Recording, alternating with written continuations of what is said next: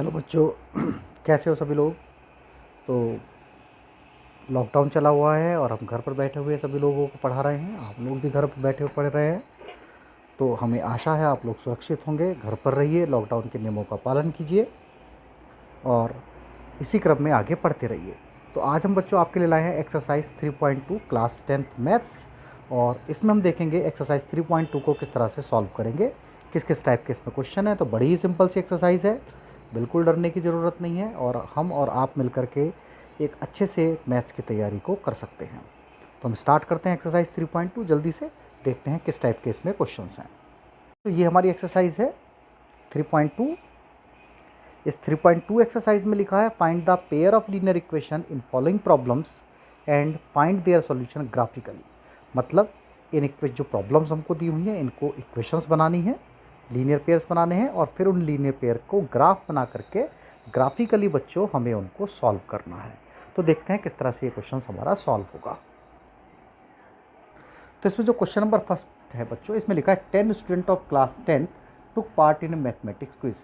एक mathematics quiz होती है, एक खेल होता है, एक गेम होता है, एक क्विज करते हैं बच्चे, उसमें 10 स्टूडेंट पार्टिसिपेट करते हैं।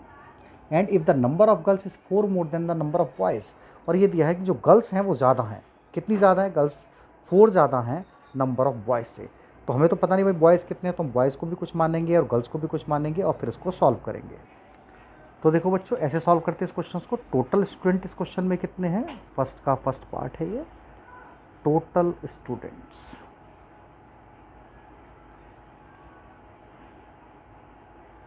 ये हमें इसमें दिए हैं 10। टोटल स्टूडेंट्स कितने दिए हैं? 10। हम क्या करते हैं, लेट नंबर ऑफ बॉयज़, इसको ले लेते हैं x and number of girls, क्योंकि भाई हमें तो पता ही नहीं कितने बॉयज़ हैं कितने गर्ल्स हैं, इसको ले लेते हैं y।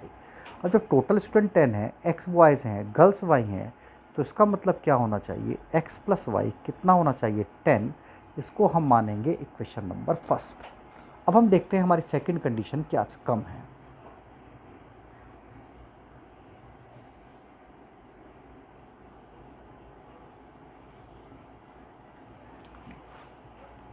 तो क्या कंडीशन दी थी हमको,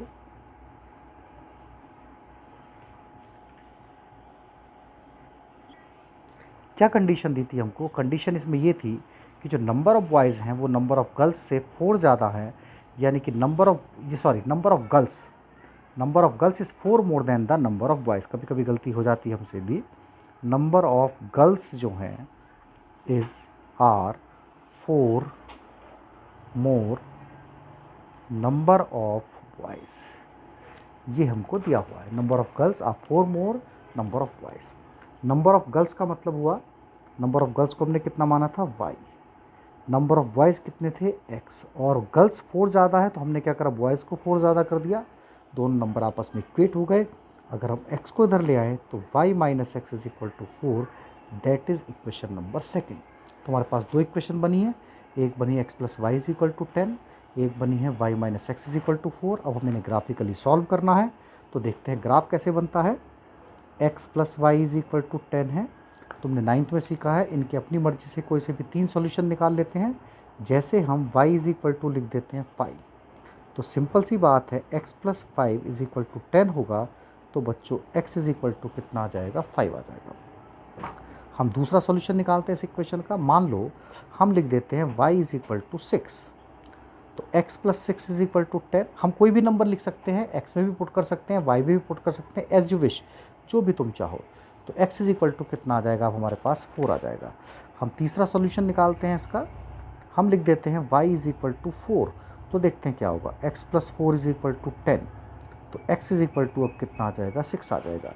यानी कि जो पहली इक्वेशन थी हमारी x plus y is equal to 10, इसके हमने 3 सॉल्यूशन निकाले और जो 3 सॉल्यूशन थे ये कुछ इस टाइप से निकले हैं हमारे। यहाँ है x, यहाँ है y। पहले y 5 था तो x भी 5 आया था, फिर हमने y 6 रखा था तो x 4 आया था, फिर हमने y 4 रखा था तो x 6 आया था। ठीक है बच्चों, तो ये हमारी पहली इक्वेशन है, x plus y is equal to 10, इसको हमने सॉल्व कर दिया। अब हम दूसरी इक्वेशन देखते हैं, y minus x is equal to 4, और इसका भी हम सॉल्यूशन निकालने की कोशिश करते हैं। कोशिश ये करो कि सॉल्यूशन ज़्यादा बड़े ना हो, नंबर ज़्यादा बड़े ना आए, जिससे ग्राफ पर ठीक तरह से रिप्रेजेंट हो सके। तो यहाँ पर हम नेगेटिव में भी ले सकते हैं। Let x is equal to suppose करो -1। तो नेगेटिव में लेने से क्या फ़ायदा हुआ, देखो y -1 इज इक्वल टू 4, तो y + 1 इज इक्वल टू 4, और यहाँ से y की वैल्यू आएगी बच्चों 3। तो देखो नंबर हमारे कम हो गए, ज़्यादा बड़े नहीं हैं। हम x इज इक्वल टू -2 भी ले सकते हैं। तो y -2 is equal to 4, y + 2 is equal to 4, तो y is equal to 4 - 2 and y is equal to 2। ऐसे करके हम जो भी हमारा मन करे हम वो सॉल्यूशन ले सकते हैं। हम x इज इक्वल टू 0 भी ले सकते थे, तो y - 0 is equal to 4 and then y is equal to 4। तो हमारी मर्जी होती है। तो इसके सॉल्यूशन जो इक्वेशन थी हमारी ये y - x is equal to 4, इसके किस तरह से सॉल्यूशन बने हमारे पास वो देखते हैं अब हम। हमारे पास जो इसके सॉल्यूशन बने हैं ये x है, ये y है। x था -1, y था 3, x था -2, y था 2, x था 0 एंड y था 4। तो एक हमें ये सॉल्यूशन है हमारे पास, एक हमारे पास ये सॉल्यूशन है। इन दोनों से हमको ग्राफ बनाना है। तो आइए देखते हैं ग्राफ किस तरह से बनेगा। तो ग्राफ इस तरह से हम बनाते थे, नंबर लाइंस बनाते हैं। ये y एक्सेस हमारी शो होती है, ये हमारी x एक्सेस शो होती है बच्चों। यहाँ पर हम ग्राफ पर नंबर लिखेंगे, ये 0, ये सॉरी 1, यहाँ 0 होता है, यहाँ 1, यहाँ 2, दिस इज़ 3, ये 4 और ये 5, जो हमारे सॉल्यूशन निकले हैं। इधर हम देखते हैं नंबर इक्वल नंबर बनाने होते हैं। -1 ये ग्राफ पेपर पर तुम लोग बनाओगे, हमारे पास अभी ग्राफ पेपर नहीं है, लॉकडाउन चला हुआ है, इसलिए हम इस तरह से कर रहे हैं। ये 1, ये 2, ये 3 और बच्चों ये 4। नीचे को नंबर देखते हैं, -1, -2, -3 एंड दिस इज -4। तो पहले सॉल्यूशन देखते हैं जो हमारे पास पहले जो सॉल्यूशन थे बच्चों वो ये आए थे 5, 5, 6, 4 एंड 4, 6, यानी कि x5, y5, x5 ये रहा और y5, 5 तक और बढ़ा लो इसको। तो x5 ये रहा यहाँ पर, और देखो y5 यहाँ पर। तो जहाँ पर ये दोनों नंबर मिल रहे होंगे वो हमारा आंसर आएगा। लगभग इस जगह y इज इक्वल टू कितना होना चाहिए, लगभग 5, x इज इक्वल टू भी कितना होना चाहिए, लगभग 5, यहाँ पर आएगा 5, 5 कोऑर्डिनेट। दूसरा कोऑर्डिनेट अब हम देखते हैं। तो दूसरा कोऑर्डिनेट हमारे पास 6 और 4, मतलब x इज इक्वल टू 6 है and y is equal to 4 है, लगभग यहाँ पर आ रहा है, यहाँ y के सामने और यहाँ x के सामने। उसके बाद हम देखते हैं x is equal to 4 then y is equal to 6, x is equal to 4 then y is equal to 6, लगभग यहाँ पर आएगा जब हम इसको 6 लेंगे। तो हम इन तीनों को मिला देंगे आपस में, तो कुछ इस तरह से बच्चों हमारे पास में एक लाइन जाएगी इस तरह से, ये हमारे ग्राफ की लाइन होगी। ठीक है, सेम तरीके से हम दूसरी लाइन को भी रिप्रेजेंट करेंगे इसी तरह से और अपना ग्राफ बनाएंगे। तो मैं तुम्हें दिखाता हूँ ग्राफ किस तरह से आएगा। तो बच्चों ये इसका ग्राफ कुछ इस टाइप से बनेगा। एक लाइन इस तरह से आएगी, 0, 10 पर कट करेगी वाई एक्सिस को, जो भी लाइन हम बना रहे थे, और एक लाइन इस तरह से बनेगी जब तुम इसका ग्राफ बनाओगे। तो जहाँ पर भी ये दोनों ग्राफ एक दूसरे को कट करेंगे, दैट इज़ द आंसर, वो हमारे आंसर होंगे। ठीक है, तो हम देख रहे हैं ये जो पहला ग्राफ है ये यहाँ पर 7 पर कट कर रहा है, 6, 8 और ये क्या होगा 7। तो ये वाई एक्सेस है, मतलब वाई की वैल्यू कितनी होगी 7। और एक्स एक्सेस पर देखें 1, 2, 3, एक्स एक्सेस पर किस जगह कट करा, इसने 3 पर कट करा। तो जब हमने दोनों लाइन के ग्राफ बनाए, ये दोनों ग्राफ एक दूसरे को कहाँ पर कट करेंगे, 3 और 7 पर कट करेंगे। इट मीन्स एक्स हुआ 3 और वाई हुआ 7, मतलब नंबर ऑफ वाइज हैं 3 एंड नंबर ऑफ गर्ल्स हमारे पास आ जाएंगे 7। तो बच्चों इस तरह से हमारे पास ये आंसर आ जाएंगे। हम लिख देंगे इसमें कि जो नंबर ऑफ गर्ल्स हैं,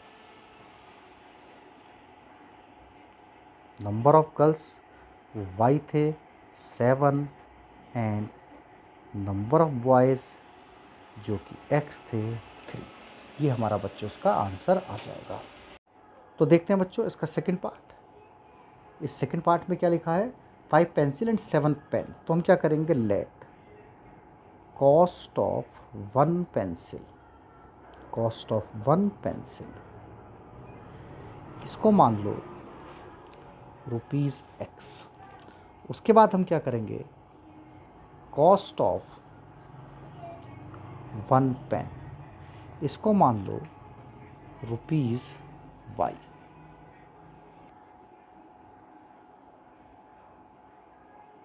तो एक बार फिर से देख लो, कॉस्ट ऑफ 1 पेन ₹x मान लिया हमने, cost of 1 pencil sorry ₹x माना, कॉस्ट ऑफ 1 पेन को ₹y मान लिया। अब हमारे पास क्वेश्चन में क्या था, 5 पेंसिल एंड 7 पेन थे, तो 5 पेंसिल 7 पेन ₹50 के हो गए। फिर सेकंड कंडीशन क्या बोली थी, 7 पेंसिल एंड 5 पेन ₹46। तो 2 इक्वेशंस आ गई है, इन दोनों इक्वेशन का हम ग्राफ बना देंगे। तो कुछ इस टाइप का ग्राफ बनेगा बच्चों इसका। ये ग्राफ एक दूसरे को 3 और 5 पर कट करेगा, तो जो x की वैल्यू है वो 3 हो जाएगी, मतलब पेंसिल 3 हो जाएंगी, और जो पेन की वैल्यू है वो 5 आएगी, क्योंकि y का आंसर 5 आएगा। तो कुछ इस टाइप का ग्राफ बनेगा। चेक करना इसका ग्राफ बना करके, अगर तुमसे नहीं होता है तो हमें कमेंट बॉक्स में मैसेज करना, हम आप लोगों को ये वाला ग्राफ सिखा देंगे। अब हम देखते हैं बच्चों क्वेश्चन नंबर 2। इसमें लिखा है, on comparing the ratio A1/A2, B1/B2, C1/Z2, find out the whether line of representing the linear pair are intersect at a point, parallel और कोइंसिडेंट। तो हम तीनों पॉइंट को पहले समझते हैं कि भाई इंटरसेक्टिंग लाइन क्या होती हैं, पैरेलल लाइन क्या होती हैं और कोइंसिडेंट लाइन क्या होती है। तो सीखते हैं बच्चों से। तो देखो बच्चों, मान लो हमारे पास में 2 लाइन है, एक है A1x, A1 कुछ भी कांस्टेंट हो सकता है, B1y plus C1 is equal to 0। हम दूसरी लाइन की बात करते हैं। सपोज करो हम दूसरी लाइन को मान लेते हैं A2x plus B2y plus C2। क्या माना हमने दूसरी लाइन को, A2x plus B2y plus C2 is equal to 0। X y तो वेरिएबल्स हैं, and A1 B1 C1 constant, A2 B2 constant दूसरी इक्वेशंस के हैं। हमने इनको सॉल्व करा, सॉल्व करके ग्राफ बनाया। अगर ग्राफ इस तरह से बना, सपोज करो कहीं पर भी किसी भी जगह पर भी वो आपस में एक दूसरे को कट कर रहा होगा, तो ये वाली चीज़ हमारी कहलाती है इंटरसेक्टिंग लाइन। क्या कहते हैं इसको हम, इंटरसेक्टिंग लाइंस। क्यों कहते हैं ऐसा, इसलिए कहते हैं ऐसा क्योंकि ये एक दूसरे को एक जगह पर कट कर रही हैं, इसलिए हम इसको क्या कहेंगे, इंटरसेक्टिंग लाइंस। अब अगर ये इंटरसेक्टिंग लाइंस हैं, ग्राफ बना करके हमने चेक करा, बट अगर हम चाहें विदाउट ग्राफ कि भाई बिना ग्राफ के कैसे पता चलेगा, तो ये जो पहली इक्वेशन में A1 है, दूसरी इक्वेशन में जो A2 है, इधर y का कोफिशिएंट है, इधर y का कोफिशिएंट है, इनके रेशियो को कंपेयर करो। यानी कि क्या करो, A1 को डिवाइड करो A2 से, B1 को डिवाइड करो B2 से, और अगर ये दोनों आपस में इक्वल नहीं आए तो हम कहेंगे ये लाइन कि आपस में एक इंटरसेक्टिंग लाइन है A1 A2 और B1 B2, और ऐसी लाइन को हम कहते हैं exactly one solution. Exactly one solution, इसको हम क्या कहेंगे, इनका जो सॉल्यूशन है वो किस तरह का है, वन सॉल्यूशन है, ये हम ध्यान रखेंगे। ठीक, अब हम दूसरा पार्ट देखते हैं जरा। मान लो हमारे पास ये लाइन है, फिर से देखते हैं, A1x B1y C1 is equal to 0। दूसरी लाइन है A2x plus B2y plus C2 is equal to 0। अब हमने क्या करा, दोनों का ग्राफ बनाया, नॉर्मल जैसे हम बनाते हैं। पहली लाइन ग्राफ की आई और दूसरी लाइन भी ग्राफ की सेम इसी लाइन के ऊपर आ गई, बिल्कुल सेम। दोनों ही लाइन एक ही जगह पर है, दोनों लाइन एक जगह पर बिल्कुल सेम, एक ही जगह पर दोनों लाइन है। तो ऐसी लाइन को हम क्या कहेंगे, ये तो सारे इसके सॉल्यूशन हो गए, यहाँ से यहाँ तक सभी इसके सॉल्यूशन है, तो इनको हम कहते हैं इनफाइनाइट मैनी सॉल्यूशन। क्या कहेंगे इनको हम, इनफाइनाइट मैनी सॉल्यूशन, ये कहेंगे। अब क्या करेंगे हम, हमें ये तो पता चला इनफाइनाइट मैनी सॉल्यूशन है, बट हम तो ग्राफ बनाना नहीं चाहते, हम तो रेशियो को कंपेयर करना चाहते हैं। तो इनफाइनाइट मैनी सॉल्यूशन वाले में इनको हम कोइंसिडेंट लाइन भी कहते हैं। पहले ज़रा देख लो, क्या कहेंगे इनको हम, कोइंसिडेंट लाइन। ठीक है, और ऐसी लाइन में क्या होता है, कंपेयर करो रेशियो को, A1/A2 is equal to B1/B2 is equal to, अगर ये तीनों का रेशियो आपस में इक्वल आ गया तो इसको हम कहते हैं कोइंसिडेंट लाइन। तो हम रेशियो निकाल करके देख लेंगे जो कोफिशिएंट का, अगर ये कोफिशिएंट का रेशियो इक्वल आ जाता है तो हमारे पास जो लाइंस होंगी क्या कहलाएंगी, कोइंसिडेंट लाइन। तो देखते हैं बच्चों दूसरी कंडीशन। मान लो हमारे पास वही सी लाइन है, A1x plus B1y plus C1। तो देखते हैं बच्चों, A1x B1y C1 पहली लाइन, A2x B2y C2 ये हमारे पास में ठीक कर देते हैं, दूसरी लाइन है। हमने इनका ग्राफ बनाया और सपोज़ करो ग्राफ इस तरह से आया पैरेलल लाइन्स आई, तो अगर पैरेलल लाइन्स आई तो भैया तो कहीं मिलेंगी नहीं, तो इसलिए इसको हम क्या कहेंगे, नो सॉल्यूशन। अगर हमारे पास में कैसी लाइन आती हैं, पैरेलल लाइन्स, पैरेलल लाइन्स, तो इनका जो होता है नो सॉल्यूशन, कोई भी इनका सॉल्यूशन नहीं है, क्योंकि ये आपस में एक दूसरे को कहीं पर भी कट नहीं करेंगे। अब इनकी क्या कंडीशन होती है, तो इनकी कंडीशन होती है A1/A2 B1/B2 के तो इक्वल आ जाता है, बट C1/C2 के इक्वल नहीं आता। तो अगर ये कंडीशन है तो हमारे पास क्या कहलाएंगी, पैरेलल लाइन्स कहलाएंगी। तो एक बार ओवरव्यू करते हैं इनका फिर से, ये टेबल देखते हैं। इसमें लिखा है, एक एग्जाम्पल दिया है, x - 2y = 0, 3x + 4y - 20 = 0। जब हमने इन दोनों के कोफिशिएंट निकाले, A1/A2 निकाला, A1/A2 निकाला तो 1/3 आया। जब हमने इन दोनों के कोफिशिएंट को डिवाइड करा, -2 और 4 को डिवाइड करा तो B1/B2 -2/4 आया। जब हमने C1/C2 को डिवाइड करा तो 0/20 आया। तो यहाँ पर हम देख रहे हैं भाई A1/A2 आपस में इक्वल नहीं है, तो इसलिए इनको हम क्या कहेंगे, इंटरसेक्टिंग लाइन कहेंगे। और इनके सॉल्यूशन कैसे होंगे, एग्जैक्टली 1 सॉल्यूशन होंगे। एक और एग्जांपल लेते हैं हम, 2x + 3y - 9 = 0। फिर आगे है 4x + 6y - 18 = 0। जब हमने इन दोनों का रेशियो निकाला, जिसको हम क्या कहेंगे, A1/A2, मतलब इस x और इस x का रेशियो 2/4 आया। जब हमने B1/B2 का रेशियो निकाला तो 3/6 आया। जब हमने C1/C2 का रेशियो निकाला तो 9/18 ये आया। अगर हम देखेंगे तो 2/4 मतलब 1/2, इसको देखेंगे 3/6 मतलब 1/2, 9/18 मतलब 1/2, ये तो तीनों रेशियो आपस में इक्वल आ गए। तो ऐसी लाइन को हम कहते हैं कोइंसिडेंट लाइन, और इनको हम कहते हैं इनफाइनाइट मैनी सॉल्यूशन। तीसरा पार्ट हम देखते हैं। तीसरे पार्ट में क्या लिखा है, इसमें लिखा है x + 2y - 4 = 0, 2x + 4y - 12 = 0। इसका फिर A1/A2 रेशियो लेते हैं, 1 है यहाँ पर 2 है, तो ये 1/2 आया। B1/B2 का रेशियो लेते हैं, यहाँ पर 2 है, यहाँ पर 4 है, तो 2/4 आया। C1/C2 का रेशियो लिखते हैं, -4 - 12, ये सॉल्व करके 1/3 आएगा। तो ये भी 1/2 है, ये भी 1/2 है, बट ये 1/3 है, यानी कि ये दोनों आपस में इक्वल हैं, बट ये इक्वल नहीं है, इसलिए हम इसको क्या कहेंगे, पैरेलल लाइन्स। और सॉल्यूशन कैसे होंगे, नो सॉल्यूशन। तो बच्चों ये जो इतना पार्ट है, A1/A2 ≠ B1/B2 इंटरसेक्टर लाइन, तुम्हें याद रखना है। A1/A2 = B1/B2 = C1/C2 coincident line, infinite many solution, आप लोगों को याद रखना है। A1/A2 = B1/B2 ≠ C1/C2 parallel lines, मतलब नो सॉल्यूशन, ये भी आप लोगों को बच्चों याद रखना है। तो ये वीडियो आपको कैसा लगा, हमें कमेंट जरूर कर दीजिए। अब हम जरा कुछ क्वेश्चन देखते हैं एक्सरसाइज के। तो देखो बच्चों, ये क्वेश्चन नंबर 2 दिया है, इसमें हमें कंपेयर करना है। On comparing the ratio A1/A2 B1/B2 C1/C2 find out whether the pair of linear equation are consistent and inconsistent. ये तो सॉरी क्वेश्चन नंबर 3 है, पहले क्वेश्चन नंबर 2 देखते हैं। On comparing the ratio A1/A2 B1/B2 C1/C2 find out the linear intersect at a point parallel या coincident. ठीक है, ये हमें पता करना है। तो सेम जैसा भी मैंने बताया था, इनके रेशियो को कंपेयर कर लो। अगर A1/A2 बराबर आ जाता, नॉट इक्वल टू B1/B2 आता है, तो लिख दो एग्जैक्टली 1 सॉल्यूशन, इंटरसेक्टिंग लाइन। अगर ये तीनों रेशियो आपस में इक्वल आ जाते हैं तो लिख देना इनफाइनाइट सॉल्यूशन, कोइंसिडेंट लाइन बोलते हैं इसको। और अगर A1/A2 इक्वल आ जाए B1/B2 और नॉट इक्वल आ जाए C1/C2 तो लिख देना पैरेलल लाइन्स। अब क्वेश्चन नंबर 3 देखते हैं। इसमें लिखा है फिर से रेशियो को कंपेयर करना है, बट क्या बताना है, कंसिस्टेंट और इनकंसिस्टेंट।